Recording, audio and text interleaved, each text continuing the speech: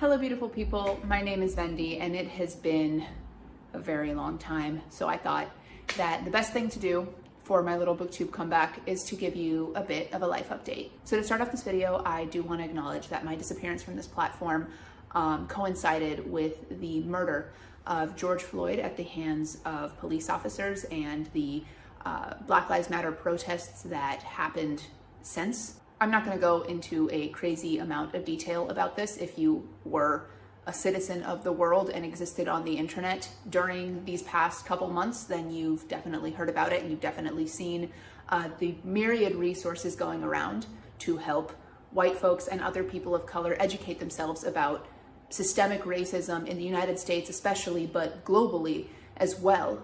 The reason I'm not going to be going into too much detail is that I don't want to seem like I'm speaking for or speaking over my Black peers on this platform or any other platform. However, because my disappearance from YouTube did coincide with this, I felt it would be remiss not to at the very least mention it.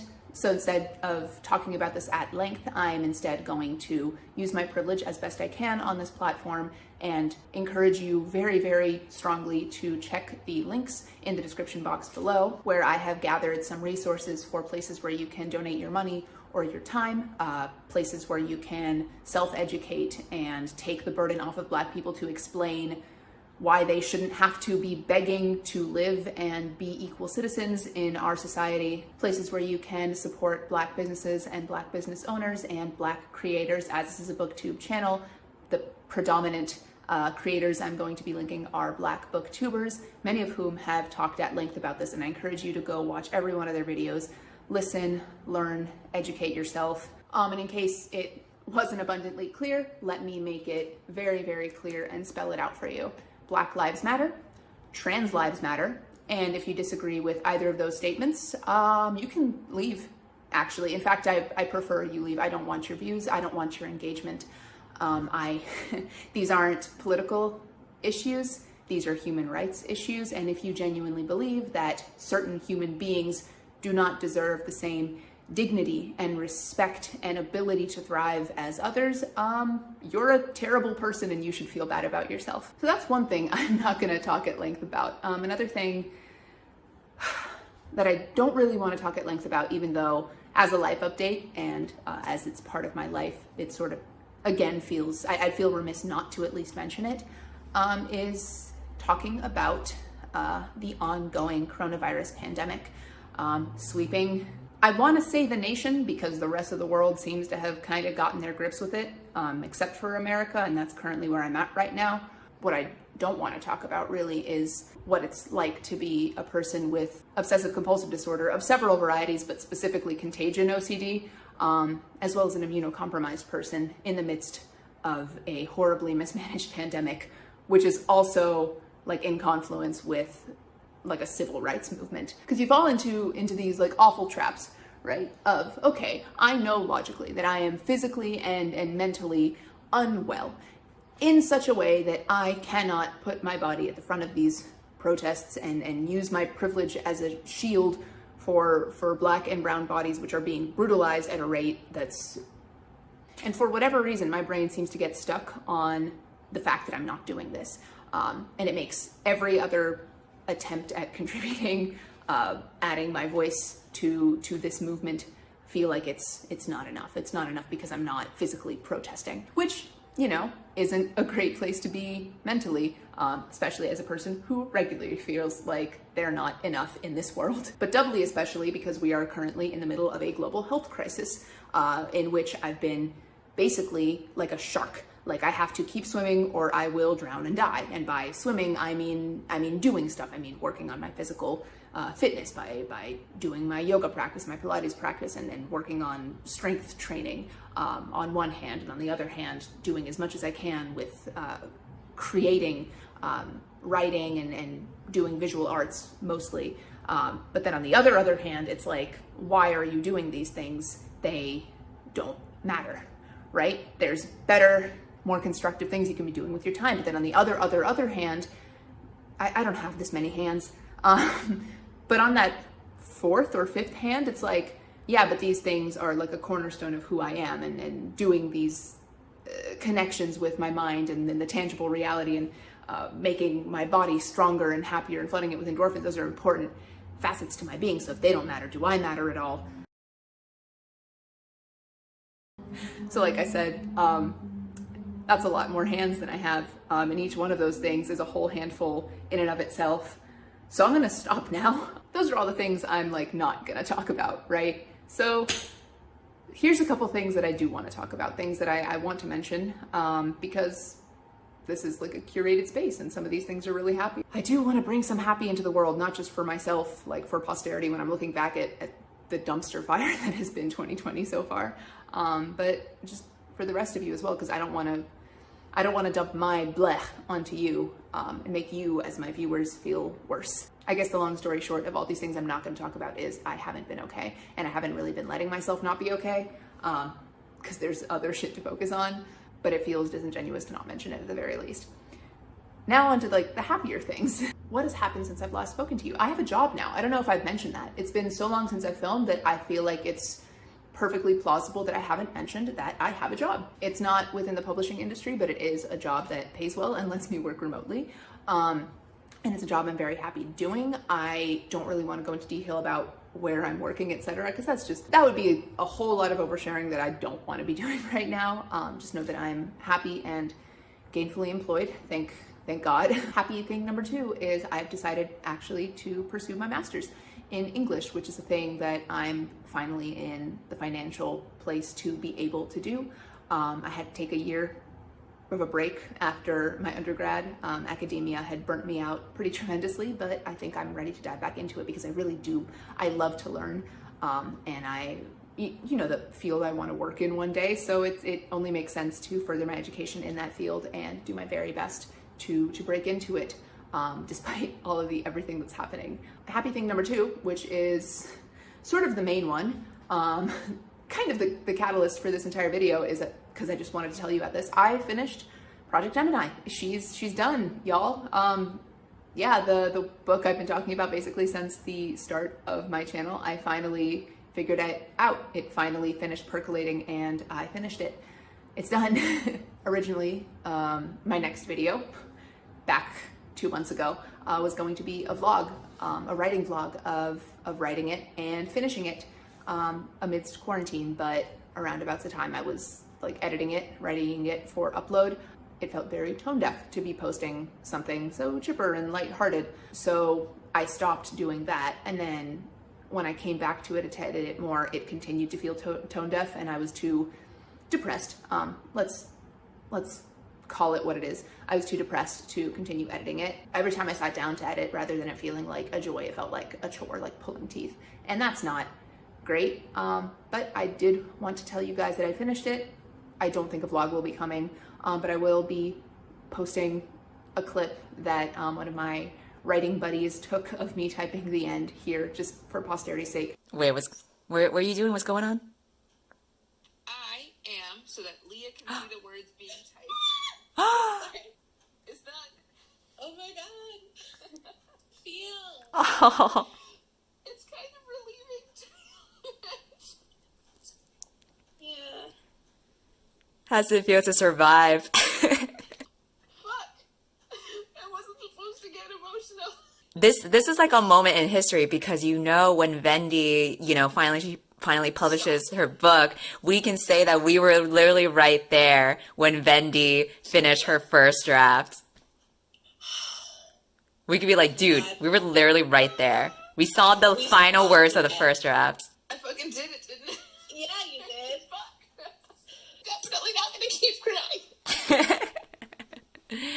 Dude, just embrace the moment. You deserve it. You've been working on this for like 2 years, and now you're done. I'm done. I'm done. I'm finished. I'm gonna go to bed. Dude, congratulations. Seriously. Thank you so much.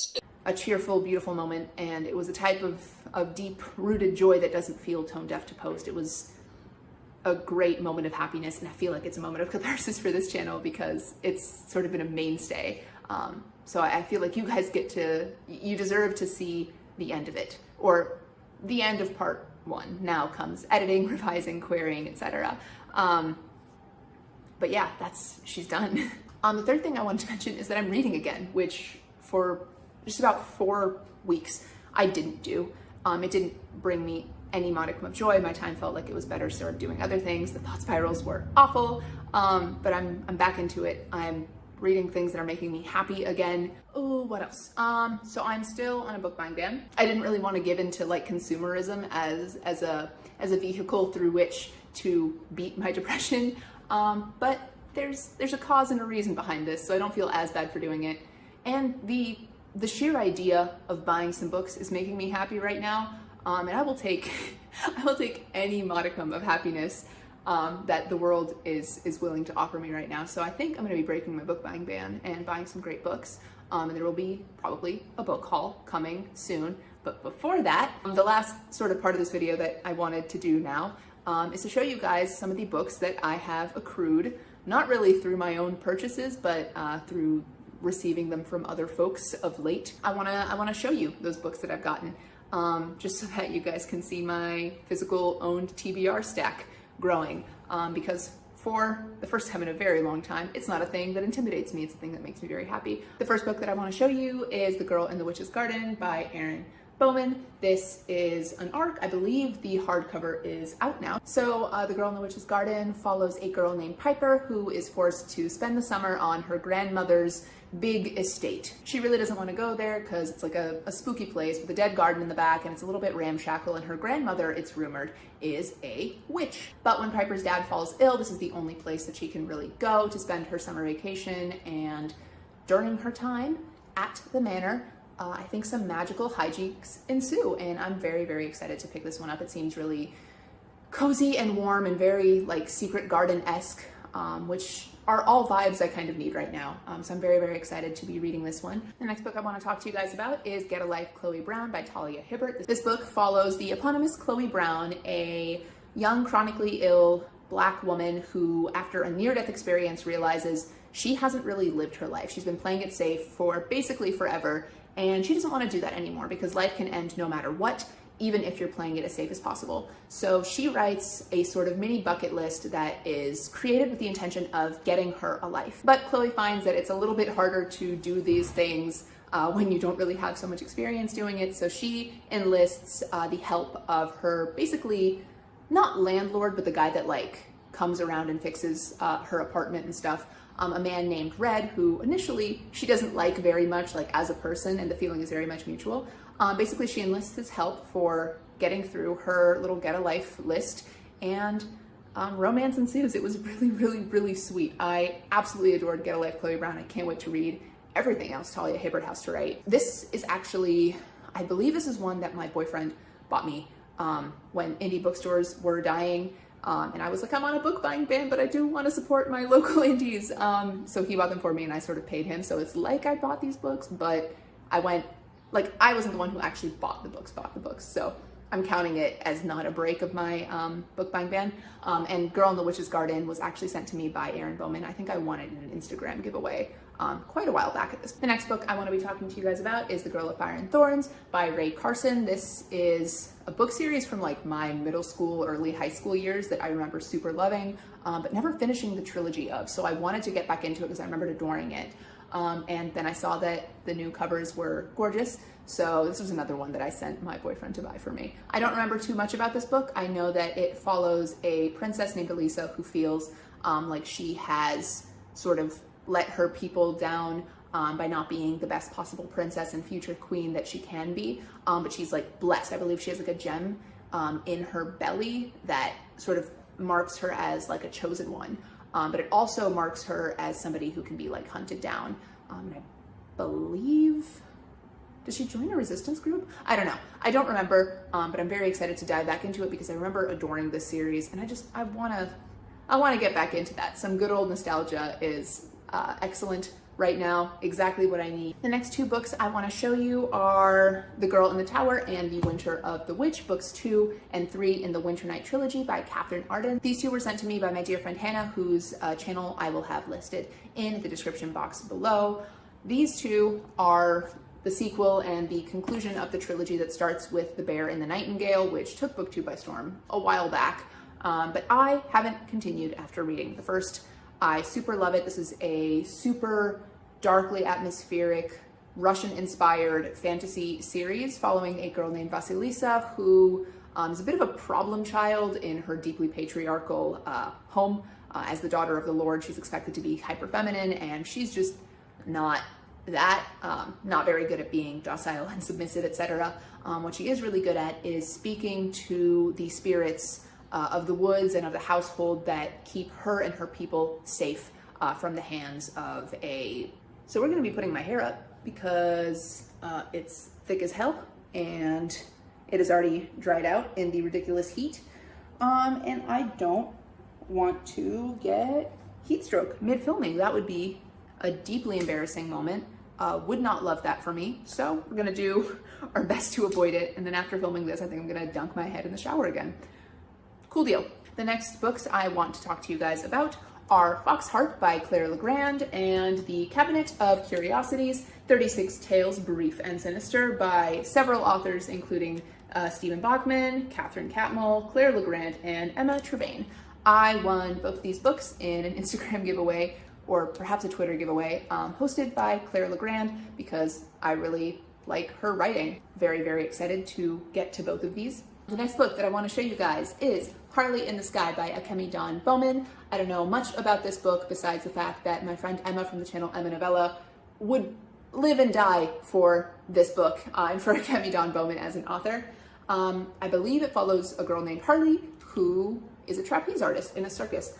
This is mostly a guess based on the cover and from the little bits of info that I've gleaned from Emma's videos about this book. I always click away because I don't want to be spoiled. I feel like this is one of those books where being spoiled will ruin it, and I don't want to do that. I want to enjoy this start to finish.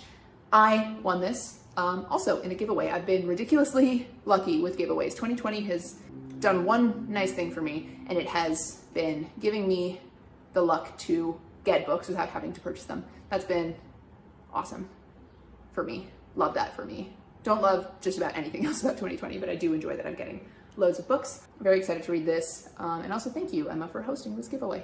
We're in the home stretch now. Next book that I want to show you is a gift that was given to me for my birthday from my dear friend Cara from Wild Book Garden, whose channel I will again have linked in the description box below. I'll also have Hannah's and Emma's up there as well. And it is The Magnolia Sword, a Ballad of Mulan by Sherry Thomas. You know what? What I'm going to do is link Cara's review of this book, and you guys will understand why I need to read it.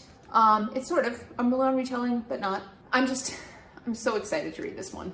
It's short, so I have no excuse for not having picked it up yet, but every time I look at it, it calls to me, and then like my depression says no, but the depression is losing now. Highly recommend you watch Cara's review, and then also pick this one up and read it with me so we can gush about it together, because I can already tell it's going to be one of my favorites of the year. And speaking of my birthday, I've got two hefty things to show you that were sent to me by dear friend Noria from the channel Noria Reads, who again, linked in the description box below. And these two books are, and I'm only going to hold them up for a second because they're quite heavy.